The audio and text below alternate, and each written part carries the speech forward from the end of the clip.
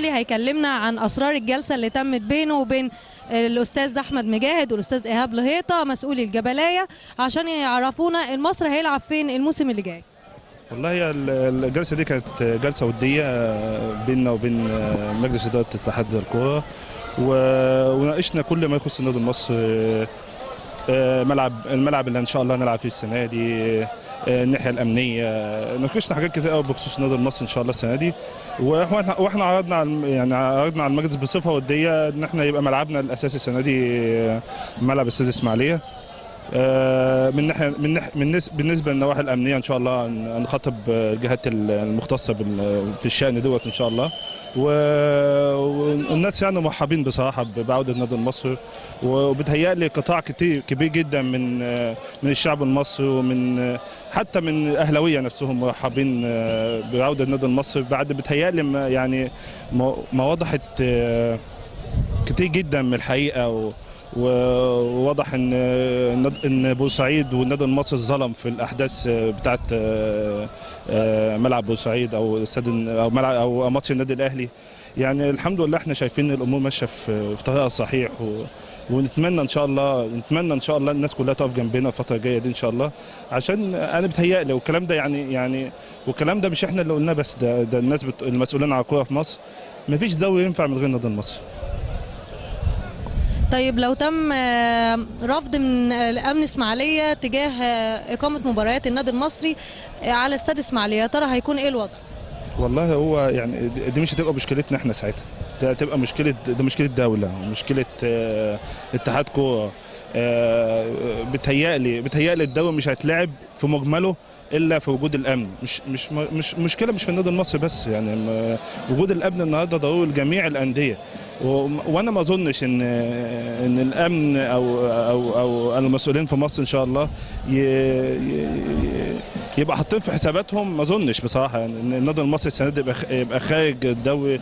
مدينه عظيمه زي بورسعيد، شعب عظيم زي بورسعيد، بتهيألي يعني حق الطبيعي لشعب بورسعيد والنادي المصري السنه دي ان النادي المصري يبقى موجود في الدوري، وده الطبيعي جدا. احنا ما بنطلبش اكتر من حقنا، واحنا بتهيألي يعني احنا قدمنا تنازلات كتير بدايتها اعتذار السنه اللي فاتت بمحض ارادتنا، ما حدش فرض علينا ان احنا ما نلعبش السنه اللي فاتت.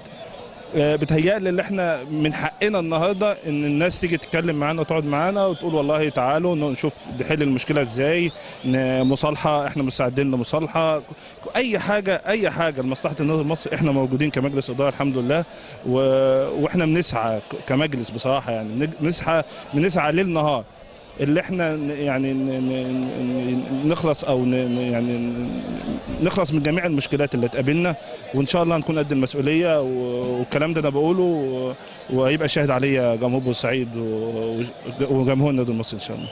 تمام. طب لو يعني اشترط وجود ملعب من ملاعب القوات المسلحه، يا ترى في ملعب معين النادي المصري هيختاره، ولا يعني هيبقى الوضع ازاي؟ والله هو هيبقى الوضع صعب شويه بالنسبه لاول سنه عوده النادي المصري، رجوع اللي احنا نلعب في القاهره او الكلام ده هيبقى صعب. بس بيتهيألي في ملعب في السويس، ملعب القوات المسلحه في السويس موجود، في ملعب طبعا برج العرب في اسكندريه، في ملاعب كتير ممكن احنا نختارها. بس الموضوع مش موضوعنا احنا، مش موضوع النادي المصري. احنا خلاص يعني احنا بالنسبه لنا احنا المكان اللي الامن هيقول لنا العبوا فيه احنا هنلعب فيه. عوده النادي المصري حتميه السنه دي، عوده المصري حتميه، مفيش كلام، مفيش دوري في السنه دي هيتلعب من غير النادي المصري، ده على مسؤوليتي الخاصه. متشكره جدا. مبروك على الفوز، وطمنا على اداء الفريق النهارده. والله انت عارفه الماتشات بتاعت المريخ والمصري دايما بتبقى عصيبه شويه، وبيبقى فيها حماس زياده عن اللزوم، فهم اللعيبه ما اعرفش كانوا متعصبين برضه النهارده شويه. يعني هم عارفين ان الماتش دايما بتاع المريخ بيبقى عصبي شويه، فهم ما ادوش الاداء بتاعهم الكويس، لان اللعيبه كلها عندها احسن من كده بكتير يعني.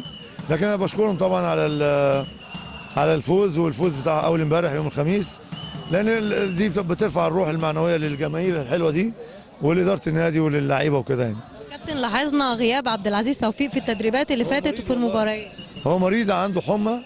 اللعيبه بتاعتنا بتطلع تاكل بالليل كده، بياكلوا يعني من حتت برضو غريبه شويه، فكان ايهاب تعب قبل كده. انا ما اعرفش سبب الحمى اللي جات لعبد العزيز ايه، فلكن هو ان شاء الله هيجي في اول التمرين اللي جاي ان شاء الله.